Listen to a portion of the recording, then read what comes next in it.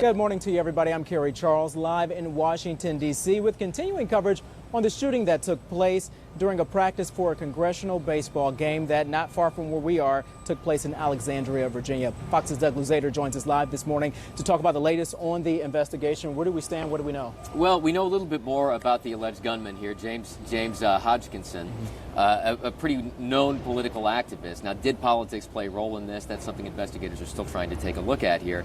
But they will certainly delve into his social media posts to determine exactly what the motive was. There was this report from a congressman, though, that Hodgkinson approached him right before the attack and asked whether there were Democrats or Republicans practicing. He was told it was Republicans, and then the attack happened shortly thereafter. There are so many questions. We hope to get a lot more answers. The essence of this game has been taking place since 1909. How will it change today? What will the feeling be like here in Washington? Well, look, this is always a bipartisan event, and I think there will be an added sense of that tonight. Now, they have canceled this game in the past during the Depression, during World War II.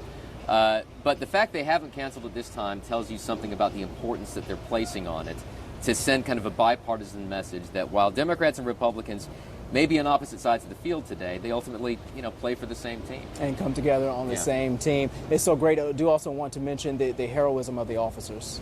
That's right. I think a lot of people outside of Washington don't realize there is a Capitol Police force that does nothing but protect the Capitol grounds and the members. And there were a couple of those individuals that were at this practice yesterday, specifically there to protect Steve Scalise, the Louisiana congressman, and he gets protection because he's the House Majority Whip.